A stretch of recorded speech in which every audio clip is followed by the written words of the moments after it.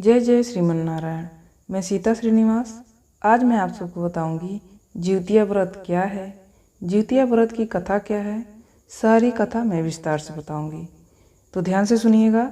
दो पौराणिक कथा सुनाने जा रही हूँ। एक चील सियारिन का है और एक है चील और जिमुत वाहन का।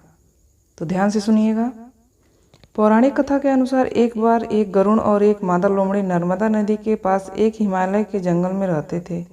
दोनों ने कुछ महिलाओं को पूजा करते देखा और उपवास करते देखा और खुद भी इसे देखने की कामना की और उपवास करने की सोच ली।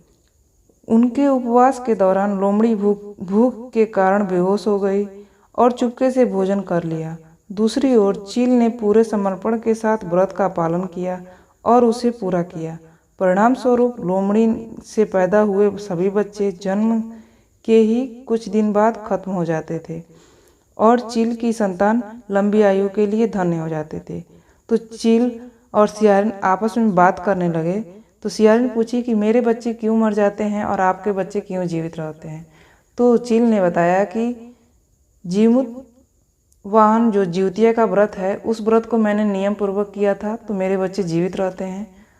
आपने उस दिन अनाज का भोग लगा लिया था और अनाज खा लिया था, इसलिए आपका व्रत टूट गया था। आपने व्रत का नियम का पालन नहीं किया, इसलिए आपके बच्चे की मृत्यु हो जाती है।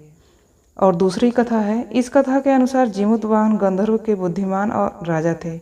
जिमुत वाहन शासक संतान से संतुष्ट नहीं थे और परिणाम स्वरूप उन्होंने अपने भाइयों को अपने राज्य की सभी जिम्मेदारियां दे दी और अपने पिता की सेवा के लिए जंगल में चले गए। एक दिन जंगल में भटकते हुए उन्हें एक बुढ़िया विलाप करती हुई मिलती है। उन्होंने बुढ़िया के रोने का कारण पूछा। इस पर उसने उसे बताया कि वह सांप नागवंशी के परिवार से है और उसका एक ही बेटा है। एक शपथ के रूप में हर दिन एक सांप पक्षीराज गरुड़ को चढ़ाया जाता है और उस दिन उसके बेटे का नंबर था। उसकी समस्या सुनने के बाद जिमुत वाहन ने उन्हें आश्वासन दिया कि वह उनके बेटे को जीवित वापस लेकर आएंगे। तब वह खुद गरुड़ का चारा बनने के लिए विचार कर चट्टान पर लेट गए। तब गरुड़ आते हैं और अपनी उंगलियों से लाल कपड़े से ढके हुए जिमुत वाहन को पकड़कर चट्टान पर चढ़ जाते हैं। उन्हें हैरानी होती है कि जिसे उसने पकड़ा है वह कोई प्रतिक्रिया क्यों नहीं दे रहा है, वो कुछ बोल क्यों नहीं रहा है।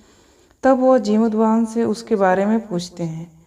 तब गरुड़ जिमुत वाहन की वीरता का और परोपकार से प्रसन्न होकर सांपों से कोई और बलि नहीं लेने का वादा करते हैं।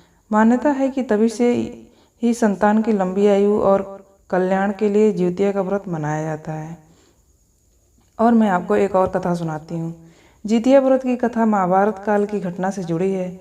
कथाओं के अनुसार महाभारत युद्ध में अपने पिता गुरु द्रोणाचार्य की मृत्यु का बदला लेने की भावना से अश्वत्थामा पांडवों के शिविर में घुस गए। शिविर के अंदर 5 लोग सो रहे थे। अश्वत्थामा ने उन्हें पांडव समझकर मार दिया, परंतु वे द्रौपदी के 5 संतानें मारी गईं। वे 5 संतानें द्रौपदी के थे। उसके उपरांत अर्जुन ने अश्वत्थामा को बंदी बनाकर उसकी दिव्य मणि उसके माथे से निकाल ली। अश्वत्थामा ने फिर से बदला लेने के लिए अभिमन्यु की पत्नी उत्तरा के गर्भ में पल रहे बच्चे को मारने का प्रयास किया और उसने ब्रह्मास्त्र से उत्तरा के गर्भ को नष्ट कर दिया। तब भगवान कृष्ण ने उत्तरा की अजन्मी संतान को फिर से जीवित कर दिया। गर्भ में मरने के बाद जीवित होने के कारण उस बच्चे को जीवित पुत्रिका के नाम से भी जाना जाता है। तब से उस समय से ही संतान की लंबी उम्र के लिए जिउतिया व्रत का विधान है और जिउतिया व्रत रखा जाता है। जिउतिया व्रत रखने के बाद कथा सुना जाता है। कथा सुनने के पश्चात ही इस व्रत को पूर्ण किया जाता है। कथा सुनना अनिवार्य है। ये जानकारी आपको कैसी लगी? इस तरह की जानकारियाँ पाने के लिए आप इस चैनल को सब्सक्राइब कर दीजिएगा। आपका दिन शुभ हो, आपका दिन मंगलमय हो, आपकी जिउतिया का व्रत पूरा हो, आपके बच्चे सुखी रहें, आपके बच्चे निरोग रहें।